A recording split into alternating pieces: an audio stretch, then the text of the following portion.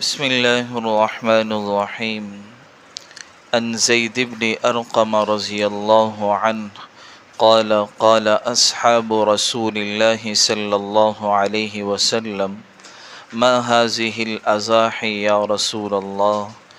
قال سنة أبيكم إبراهيم عليه السلام. قالوا فما لنا فيها يا رسول الله؟ قال بكل شعرة حسنة. قالوا فالصفوف يا رسول الله؟ قال بكل شعرة من الصفوف حسنة. آج کی جو حدیث مبارکہ ہے یہ قربانی کی فضیلت اور ثواب کے بارے میں ہے۔ حضرت زید بن ارقم رضی اللہ تعالی عنہ فرماتے ہیں کہ رسول اللہ صلی اللہ علیہ وسلم کے بعد صحابہ نے عرض کیا یا رسول اللہ ما هذه الاضاحی، یا رسول اللہ ان قربانیوں کی کیا حقیقت اور کیا تاریخ ہے؟ تو آپ نے فرمایا سنت ابیکم ابراہیم علیہ السلام، کہ یہ تمہارے روحانی اور نسلی مورث حضرت ابراہیم علیہ السلام کی سنت ہے۔ یعنی سب سے پہلے ان کو اللہ تعالیٰ کی طرف سے اس کا حکم دیا گیا اور وہ کیا کرتے تھے، اور ان کی اس سنت اور قربانی کے اس عمل کی پیروی کا حکم مجھ کو اور میری امت کو بھی دیا گیا ہے۔ ان صحابہ اکرام رضوان اللہ علیہم اجمعین نے عرض کیا پھر ہمارے لیے یا رسول اللہ ان قربانیوں میں کیا اجر ہے؟ آپ صلی اللہ علیہ وسلم نے فرمایا قربانی کے جانور کے ہر بال کے عوض ایک نیکی ہے۔ انہوں نے عرض کیا تو کیا اون کا بھی یا رسول اللہ یہی حساب ہے؟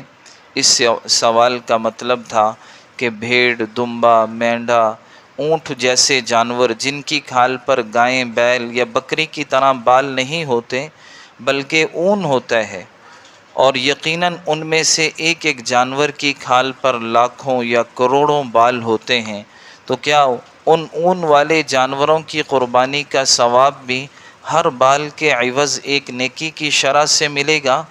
آپ نے فرمایا جی ہاں ایسے ہی ہے، اون والے جانور کی قربانی کا اجر بھی اسی شرح اور اسی حساب سے ملے گا کہ اس کے بھی ہر بال کے عوض ایک نیکی ملتی ہے۔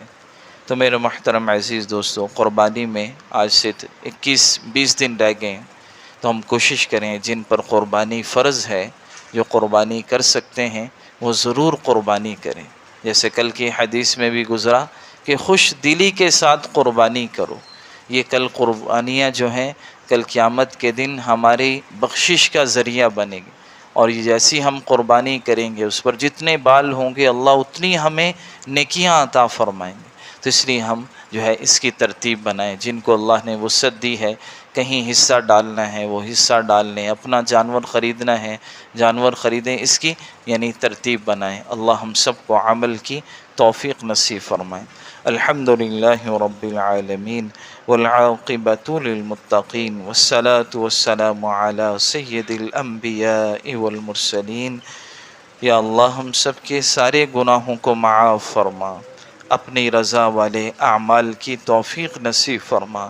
جتنے بھائی قربانیاں کریں گے یا اللہ ہم سب کی قربانیوں کو اپنی بارگاہ میں قبول فرما، اخلاص کے ساتھ اپنی رضا کے جذبے کے ساتھ ہمیں قربانیاں کرنے کی توفیق نصیب فرما۔ جنہیں وسعت نہیں یا اللہ انہیں وسعت عطا فرما۔ جتنے لوگ جہاں کہیں جس وجہ سے پریشان حال ہیں یا اللہ سب کی پریشانیوں کو دور فرما۔ وصلی اللہ تعالی علی خیر خلقہ محمد وعلی آلہ واصحابہ اجمعین برحمتک یا ارحم الراحمین۔